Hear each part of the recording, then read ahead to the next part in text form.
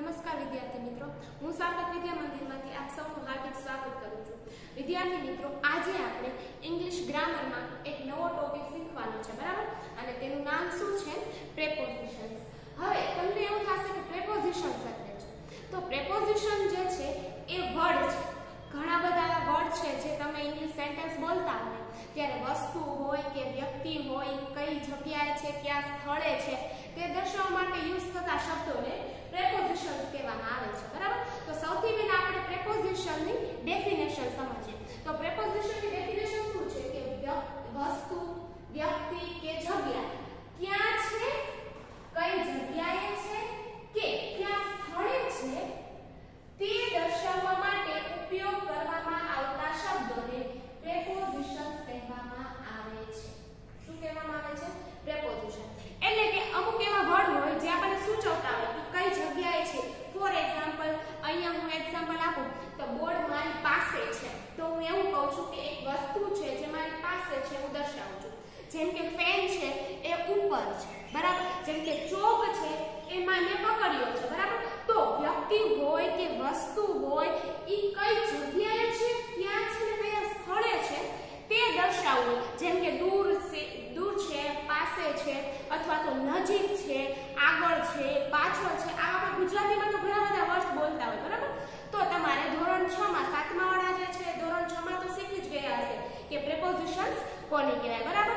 અમુક પ્રેપોઝિશન્સ આવતા. હવે જે છઠ્ઠા વાળા છે એના માટે આ એક નવો ટોપિક છે. તો તમે રેગ્યુલર જ્યારે ઇંગ્લિશના કોઈ સેન્ટેન્સ બોલતા ત્યારે તમે ક્યાંક ને ક્યાંક પ્રેપોઝિશનના આવા શબ્દો યુઝ થતા હોય છે, કે ઓન છે, ઇન છે, અંડર છે, near, at, over, behind, with અને એટ. હવે આ બધા વર્ડ્સ એવા છે જે સેન્ટેન્સમાં ઉપયોગ થાય જ્યારે આપણને ખબર પડે. સૌથી પહેલા આપણે શું શીખવાનું છે કે કઈ જગ્યાએ તેનો ઉપયોગ થાય. ફોર એક્ઝામ્પલ, આપણે પેલું લેવાનું છે ઓન, બરાબર? તો સૌથી પહેલા આપણે બુકમાં જોઈએ તો બુકમાં તો સૌથી પહેલા ડેફિનેશન આપેલી છે જે મેં અહીંયા લખેલી છે. ફરી વખત બોલું છું કે કોઈ વ્યક્તિ હોય, વસ્તુ ક્યાં છે, કઈ જગ્યાએ છે, કયા સ્થળે છે તે દર્શાવવા માટે અંગ્રેજીમાં ઉપયોગ થતા અમુક શબ્દો જેને આપણે શું કહેવામાં આવે છે? પ્રેપોઝિશન્સ કહેવામાં આવે છે. હવે અહીંયા ઘણા બધા એક્ઝામ્પલ આપેલા છે. એમાં પહેલું એક્ઝામ્પલ છે there are story books on the table. શું લખેલું છે? there are story books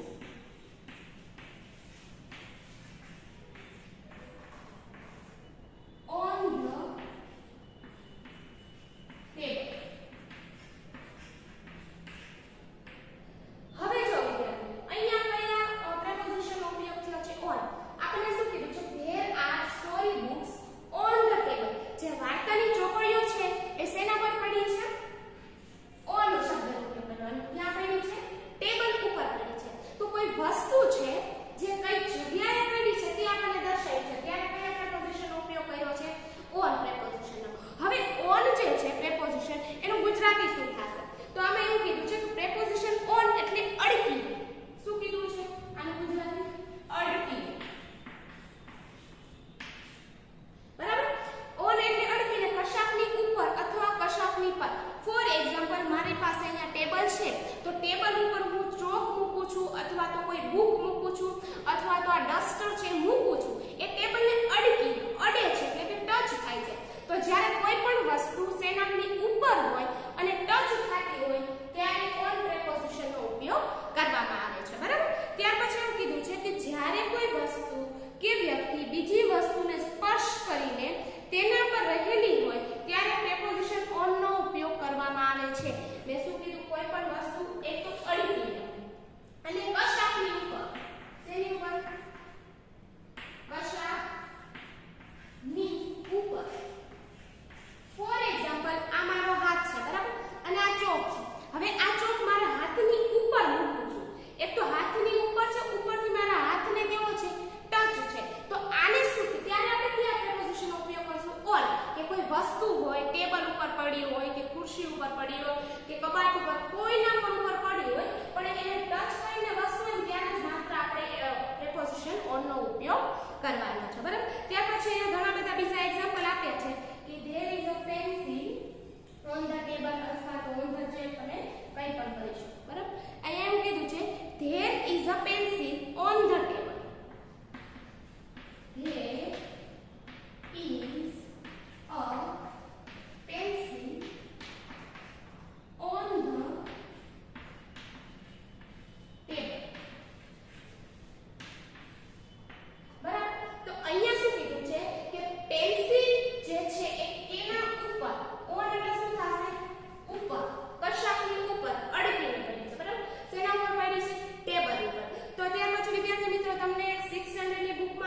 આવી રીતના ચિત્રો આપેલા છે કે બીજો એક એક્ઝામ્પલ છે કે Ramesh is sitting on the chair. આપણે કોઈ પણ ખુરશી પર બેસીએ છીએ બરાબર, ત્યારે ખુરશીને આપણે ટચ કરીએ છીએ બરાબર, ટચ કરીને બેસીએ છીએ ત્યારે પણ આપણે પ્રેપોઝિશન ઓન નો ઉપયોગ કરીશું બરાબર. ત્યાર પછી વિદ્યાર્થી મિત્રો આપણે જોયું પ્રેપોઝિશન ઓન. હવે જોવાનું છે પ્રેપોઝિશન ઈ.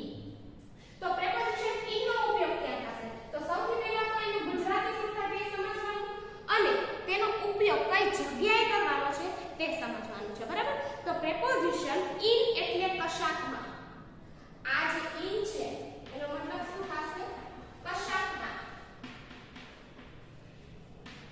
હવે કશાકમાં એટલે શું કે જ્યારે કોઈ વસ્તુ, વ્યક્તિ બીજી કોઈ વસ્તુ કે જગ્યાની અંદર હોય ત્યારે પ્રેપોઝિશન ઇન નો ઉપયોગ કરવામાં આવે છે. તો સૌથી પહેલા તો હું તમને એક્ઝામ્પલ દ્વારા સમજાવી દઉં. મારી પાસે આ ચોકનો એક બોક્સ છે બરાબર. હવે આ જે ચોક છે ઈ અંદર છે. તો ગમે વસ્તુ કશાકની અંદર રહેલી હોય છે ત્યારે આપણે પ્રેપોઝિશન ઇન નો ઉપયોગ કરવામાં આવે છે. એટલે કોઈ પણ વસ્તુ કશાકની અંદર પડેલી છે ત્યારે આપણે પ્રેપોઝિશન ઇન નો ઉપયોગ કરશું. અહીંયા એક્ઝામ્પલ આપેલું છે my clothes are in the cupboard. શું કીધું છે? My clothes are in the cupboard.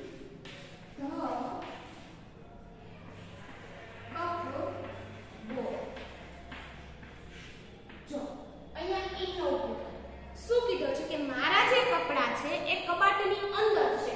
In એટલે કશાકમાં અથવા તો અંદર આપણે એને પણ કહી શકીએ બરાબર.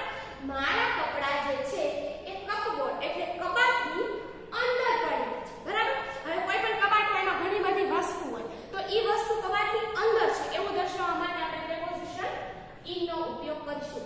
સૌથી પહેલા ઓન નો ઉપયોગ ક્યારે કરીશું? ફોર એક્ઝામ્પલ મારી પાસે આ ડસ્ટર છે, એની ઉપર ચોક પડેલો છે.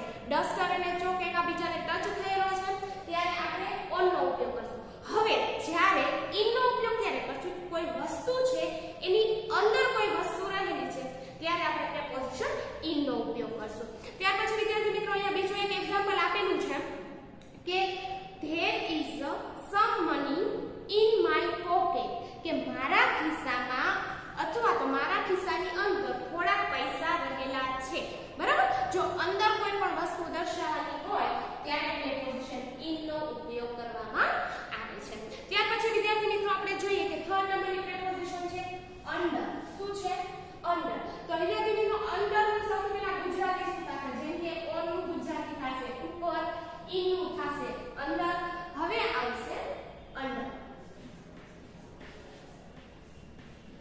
તો અંડર નું ગુજરાતી શું થશે? આમાં એવું કીધું છે કે પ્રેપોઝિશન અંડર એટલે અડક્યા વગર કશાકની નીચે.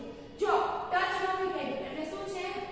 અડક્યા વગર કશાકની નીચે બરાબર.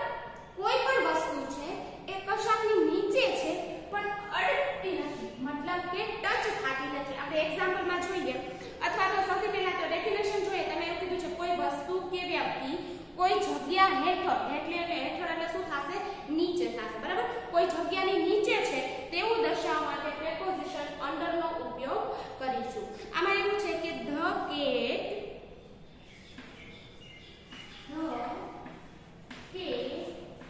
is sitting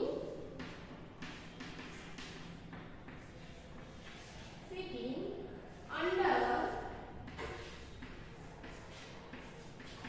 table. જો અહીંયા શું કીધું છે કે એક બિલાડી છે અથવા તો કેટ છે એ ક્યાં બેઠી છે? અંદર એટલે કેની નીચે બેઠી છે? ટેબલની નીચે બેઠી છે બરાબર. તો વિદ્યાર્થી મિત્રો તમારે ધોરણ 6 ની છે ગ્રામરની બુક છે બરાબર, એમાં આવી રીતના ચિત્ર પણ આપેલા છે અને આપણને દેખાડ્યું પણ છે. જો અહીંયા ટેબલ આપેલું છે એની નીચે એક બિલાડી બેઠી છે પણ હવે ઈ બિલાડી જે છે એ ટેબલને ટચ મતલબ અડકતી નથી, આમનો એની નીચે છે બરાબર. ત્યારે શું આપણે પ્રેપોઝિશન અંડર નો ઉપયોગ ક્યારે કરીશું? કે કોઈ પણ વસ્તુ છે કશાકની નીચે છે પણ ટચ થતી નથી, માત્ર ને માત્ર જે જમીન હોય છે તેને ટચ થાય છે બરાબર. ત્યારે આપણે પ્રેપોઝિશન અંડર નો ઉપયોગ કરીશું. અને પ્રેપોઝિશન અંડર નો મીનિંગ શું થશે? અડકતી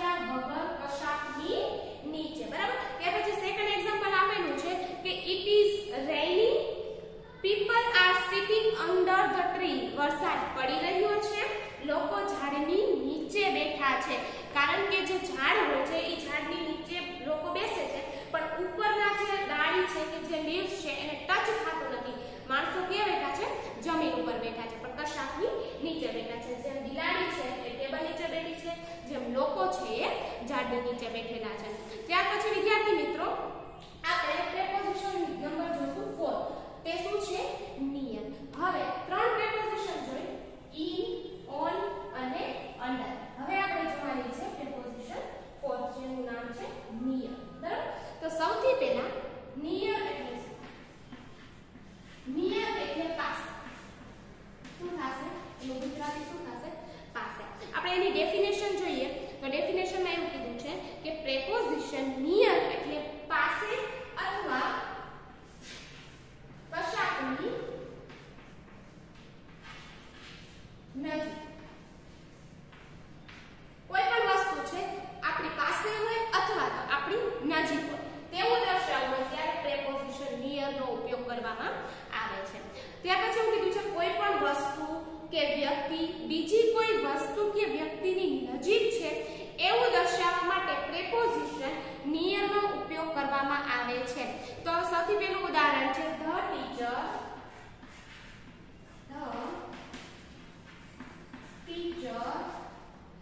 is standing near the blackboard.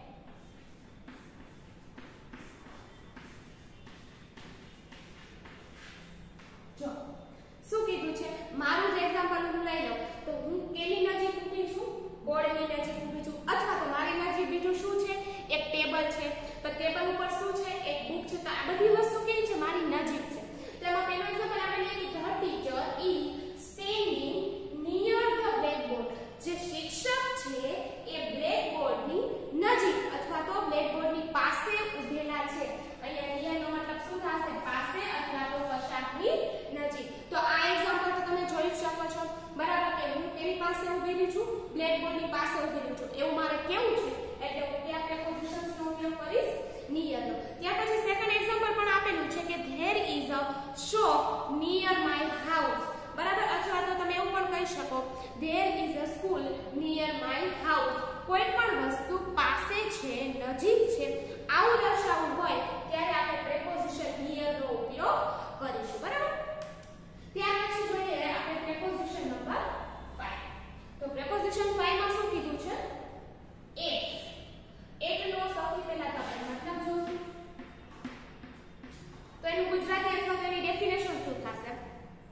આમાં એવું કીધું છે કે પ્રેપોઝિશન એટ એટલે ની તરફ. શું કહેશું? ની તરફ.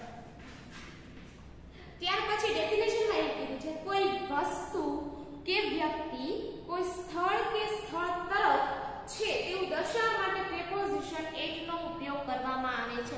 તો વિદ્યાર્થી મિત્રો ઘણા લોકો મોબાઈલમાં જ્યારે સ્ટેટસ અપલોડ કરે છે ત્યારે કઈ જગ્યાએ છે એવું દર્શાવતા હોય ને ત્યારે મોસ્ટ ઓફ આપણે લખતા હોય at. For example at Morbi, at school, at shopping mall. બરાબર, આપણે જ્યારે કઈ જગ્યાએ છે, કયા સ્થળે છે અથવા તો કઈ સ્થળની તરફ છીએ તે દર્શાવતા હોય ત્યારે આપણે પ્રેપોઝિશન એટ નો ઉપયોગ કરીએ છીએ. અહીંયા એક્ઝામ્પલ આપેલું છે લુક એટ ધ બર્ડ. શું કીધું છે? Look at the bird. It is flying high. So સૌથી પહેલા શું કીધું છે? Look at the bird. હવે વિદ્યાર્થી મિત્રો તમને 6th સ્ટાન્ડર્ડની બુકમાં અહીંયા ચિત્ર આપેલું છે કે એક પક્ષી છે એ આકાશમાં ઉડી રહ્યું છે. તો અહીંયા શું કીધું છે કે look at the bird એટલે કે પક્ષી તરફ જુઓ, તે ઊંચે ઉડી રહ્યું છે. ફ્લાઇંગ એટલે ઉડવું, હાઈ એટલે ઉપર. એક પક્ષી છે તેને જુઓ, તે ક્યાં ઉડી રહ્યું છે? ખૂબ જ ઊંચાઈએ અથવા તો હાઈ લેવલે ઉડી રહ્યું છે. હવે અહીંયા પ્રેપોઝિશન એટ નો ઉપયોગ કર્યો છે. તો પક્ષી છે એ કઈ સ્થળે છે અથવા તો કઈ તરફે જાય છે એ દર્શાવે છે, એટલે અહીંયા પ્રેપોઝિશન એટ નો ઉપયોગ કર્યો છે. બરાબર? ત્યાર પછી સેકન્ડ એક્ઝામ્પલ છે લુક એટ ધેટ ક્લોક. અથવા તો હું તમને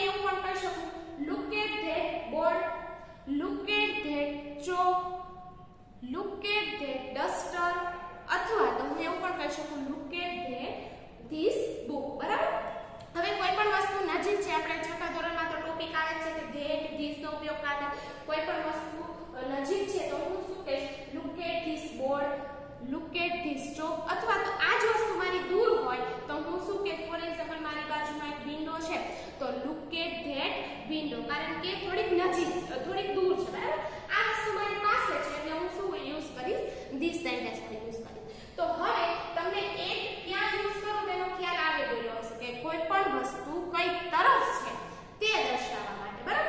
જેમ કે લુક એટ ધીસ બોર્ડ, આ બોર્ડને જુઓ, આ બોર્ડ ક્યાં છે? મારી પાસે છે. ત્યાર પછી અહીંયા એવું કીધું છે કે લુક એટ ધેટ ક્લોક, અથવા તો તમે આ પણ લુક એટ ધેટ ટ્યુબલાઇટ એવું પણ કરી શકો, બરાબર?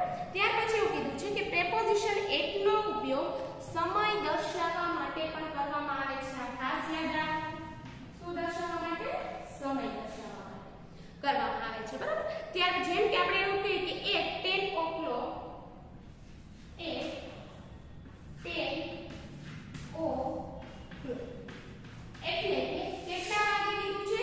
10 વાગે. ના, રાતના 10 વાગે, રાતના 9 વાગે, રાતના 8 વાગે, અથવા તો સવારના 7 વાગે, બપોરના 5 વાગે, એવું આપણે કઈ કેવું હોય તો at 10 o'clock, at afternoon, at 10 o'clock night, બરાબર? આવું તમે કહી શકો. એટલે કે આ એકનો ઉપયોગ બે વસ્તુમાં થાય છે. એક તો કોઈ પણ વસ્તુ કઈ તરફ છે તે દર્શાવવા માટે, અને કયા સમય અથવા તો ઘડિયાળનો કોઈ પણ આપણે સમય દર્શાવવો હોય ત્યારે આપણે એક પ્રેપોઝિશનનો ઉપયોગ કરીશું. ત્યાર પછી એવું કીધું છે કે જ્યારે કોઈ વ્યક્તિ પોતાના કાર્યસ્થળ પર છે તેવું દર્શાવવું હોય તો પ્રેપોઝિશન એકનો ઉપયોગ કરવામાં આવે છે. જેમ કે at the office, at the school. મેં શું કીધું કે કોઈ પણ વસ્તુ અથવા તો કોઈ પણ વ્યક્તિ જે છે એ કયા સ્થળે છે, કયા સમયે જાય છે, સમય સ્થળ બંને દર્શાવવું હોય ત્યારે આપણે પ્રેપોઝિશન એકનો ઉપયોગ કરીશું. અહીંયા હજી એક એક્ઝામ્પલ આપેલું છે કે I will come at 10 o'clock in the morning. હું સવારના 10 વાગે આવીશ, બરાબર? તો અહીંયા મેં ટાઈમ પણ દર્શાવ્યો છે અને એ પણ દર્શાવ્યું છે કે ક્યારે આવીશ, તો કે સવારના 10 વાગે. ત્યાર પછી વિદ્યાર્થી મિત્રો હવે આપણે નેક્સ્ટ પ્રેપોઝિશન જોઈએ, જેમાં કીધું છે ઓર. 6 નંબરની પ્રેપોઝિશન છે ઓર. તો સૌથી પહેલા તો ઓવરની આપણે ડેફિનેશન સમજીએ. તો એવું કીધું છે કે જ્યારે કોઈ વસ્તુ, વ્યક્તિ અડક્યા વગર કોઈ વસ્તુની ઉપર, સૌથી પહેલા તો ઓવરનો મતલબ સમજવાનો ઉપર, પણ ઉપર કઈ રીતે? કોઈ પણ વસ્તુને ટચ ન કરે, એટલે કે અડક્યા વગર, બરાબર? હવે તમને ગુજરાતી ભાષા સમજવા આવી જશે કે ઓવરનો આપણે ક્યારે કરશું? કોઈ પણ વસ્તુ ઉપર છે પણ એ કઈ પણ વસ્તુ કે જગ્યાને ટચ નથી કરતી, મતલબ કે અડકતી નથી, બરાબર? તો આપણે એક્ઝામ્પલ દ્વારા જોઈએ. આમાં એવું પણ કીધું છે કે કોઈ પણ વસ્તુ બીજી વસ્તુને આવરી લઈને તેની ઉપર હોય, અથવા તેની ઉપર ઘૂમતી હોય, અથવા તેના પરથી પસાર થઈને અડક્યા વગર જતી હોય, તે સૂચવવા માટે પ્રેપોઝિશન ઓવરનો ઉપયોગ કરવામાં આવે છે. અહીંયા એક્ઝામ્પલ છે he jumped over the stand. He jumped over the stand. સૌથી પહેલા તો આપણે પ્રેપોઝિશન કેનો ઉપયોગ કર્યો? ઓવર. એનું ગુજરાતી શું થાય? તે સ્ટેન્ડ ઉપરથી કૂદી ગઈ. આનો મતલબ શું થાય છે? ઉપરથી. હવે આપણે જ્યારે કોઈ પણ જગ્યાએ કૂદકો મારીએ છીએ, બરાબર? હવે કૂદકો આપણે જ્યારે મારીએ છીએ ત્યારે નીચે કોઈ પણ વસ્તુ હોય ને આપણે ટચ કર્યા હોય, આપણા પગ આપણે ઊંચા લઈને કૂદકો મારીએ છીએ, ત્યારે અહીંયા પણ એવું કીધું છે કે he jumped over the stand, કે તેણે સ્ટેન્ડ ઉપરથી કૂદકો માર્યો. પણ કૂદકો માર્યો છે પણ પગ કે હાથ અથવા તો આપણું બોડી કઈ પણ જગ્યાએ ટચ થતું નથી, બરાબર? ફોર એક્ઝામ્પલ, આ જે ચોક છે, હું આને બીજી જગ્યાએ ફેંકું તો એ જગ્યાએ જઈને પડશે, પણ એની પહેલા એ કઈ પણ જગ્યાએ ટચ થશે નહીં. ત્યાર પછી સેકન્ડ એક્ઝામ્પલ પણ આપેલું છે કે the aeroplane is flying over the bridge.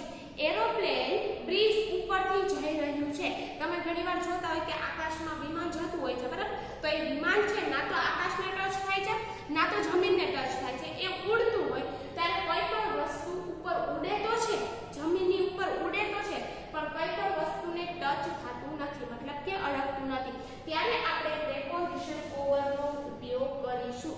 જો ઓલ જે પ્રેપોઝિશન છે તેનો મતલબ એવો થાય છે કે કોઈ પણ વસ્તુ ઉપર ટચ થાય છે વસ્તુ, બરાબર?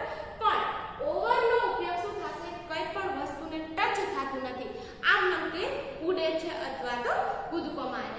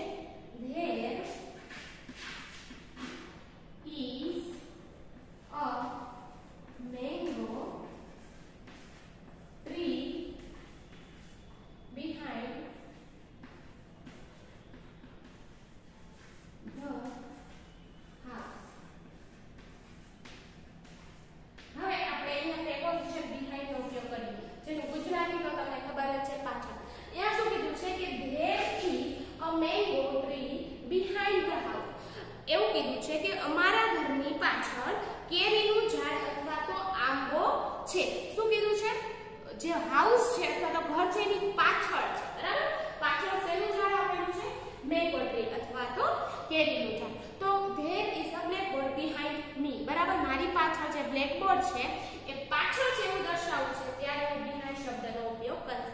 ત્યાર પછી બીજું એક્ઝામ્પલ પણ આપેલું છે કે Rahul is standing behind Manoj. Rahul જે છે એ મનોજની પાછળ ઊભેલો છે. સ્ટેન્ડિંગ એટલે શું થશે? ઊભેલું થશે. તો કોઈ પણ વસ્તુ આપણી પાછળ છે અથવા તો કોઈ પણ વસ્તુ વસ્તુની પાછળ છે આવું દર્શાવવું હોય ત્યારે આપણે પ્રેપોઝિશન behind નો ઉપયોગ કરીશું. ત્યાર પછી આપણે નેક્સ્ટ પ્રેપોઝિશન જોઈએ. તો નેક્સ્ટ પ્રેપોઝિશન આપેલું છે with. શું આપેલું છે? with. તો સૌથી પહેલા with એટલે ની સાથે અથવા કોઈ સાધન વડે.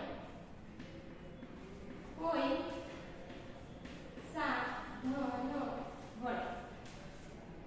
ગુજરાતીમાં પ્રેપોઝિશનનો મતલબ સૌથી પહેલા with છે એનો મતલબ શું થશે? સાથે. બરાબર, અહીંયા આપણે સૌથી પહેલા એની ડેફિનેશન જોઈ લઈએ. ડેફિનેશનમાં એવું કીધું છે કે જ્યારે કોઈ વસ્તુ કે વ્યક્તિ બીજી વસ્તુ કે વ્યક્તિ સાથે કોઈ ક્રિયા કરે છે અથવા તો કોઈ કામ કરે છે તે દર્શાવવું હોય ત્યારે પ્રેપોઝિશન with નો ઉપયોગ કરીશું. ત્યાર પછી કીધું છે કે કોઈ વસ્તુ કે સાધન વડે કોઈ કાર્ય કરવામાં આવે છે તે સૂચવવા માટે પણ પ્રેપોઝિશન with નો ઉપયોગ થાય છે. હવે આ પ્રેપોઝિશન સમજવા માટે આપણે સૌથી પહેલા તો એક્ઝામ્પલ જ જોઈએ. તો એક્ઝામ્પલમાં છે રીના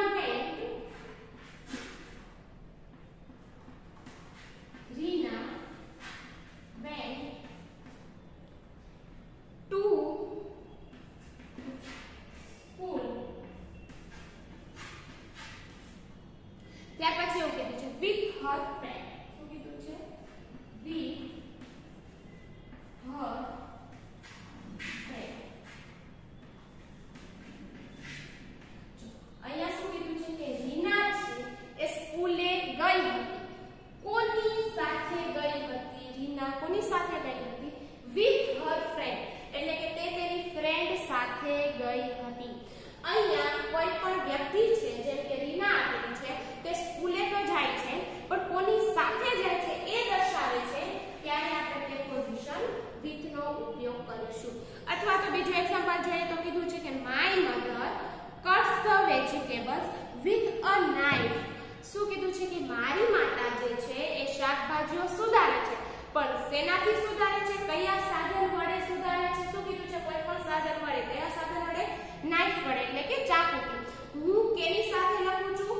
ચોક સાથે. ત્યારે પણ કયા પ્રેપોઝિશનનો યુઝ કરીશ? with નો યુઝ કરીશ. બરાબર, અથવા તો હું તમને ભણાવું છું તો હું ભણાવવા માટે કઈ વસ્તુનો ઉપયોગ કરું છું? બુક્સનો ઉપયોગ કરું છું. બરાબર, તો કોઈ પણ સાધન વડે આપણે જ્યારે કોઈ ક્રિયા કરતા હોય અથવા તો કોઈ પણ વ્યક્તિ કે વસ્તુ આપણી સાથે છે એવું દર્શાવવું હોય ત્યારે પ્રેપોઝિશન with નો ઉપયોગ કરવામાં આવે છે. ત્યાર પછી વિદ્યાર્થી મિત્રો આપણું લાસ્ટ પ્રેપોઝિશન જે છે એ છે above. હવે લાસ્ટ આપણું પ્રેપોઝિશન છે above. above નો મતલબ થશે સૌથી પહેલા આપણે એની ડેફિનેશન જોઈએ કે જ્યારે કોઈ વસ્તુ બીજી વસ્તુ ઉપર અડક્યા વગર અને એક જ સપાટી પર છે તે દર્શાવવું હોય ત્યારે પ્રેપોઝિશનનો above નો ઉપયોગ થાય છે.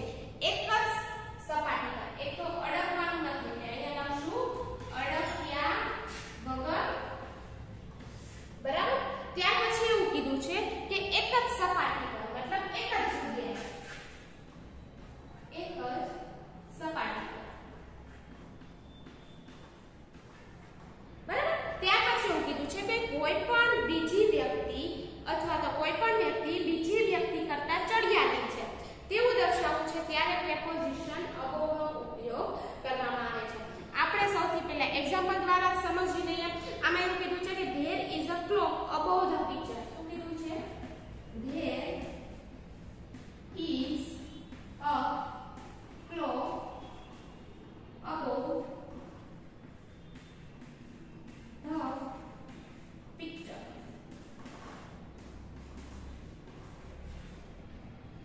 અહીંયા above પ્રેપોઝિશનનો ઉપયોગ કર્યો છે. એવું શું કીધું છે કે ચિત્રની ઉપર ઘડિયાળ છે.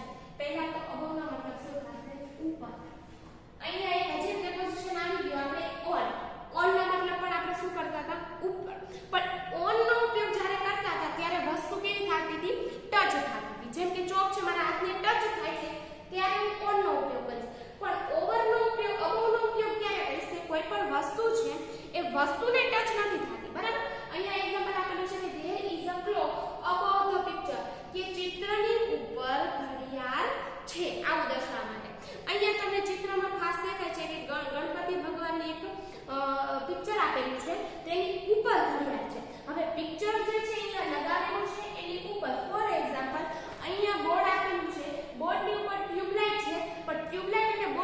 ગેપ રહેલો છે, મતલબ જગ્યા રહેલી છે, આ વસ્તુને બીજી વસ્તુ ટચ થતી નથી એવું દર્શાવવું છે ત્યારે પ્રેપોઝિશન અબોવ નો ઉપયોગ કરશું. ત્યાર પછી સેકન્ડ એક્ઝામ્પલ છે કે Rahul is above Rajesh in math.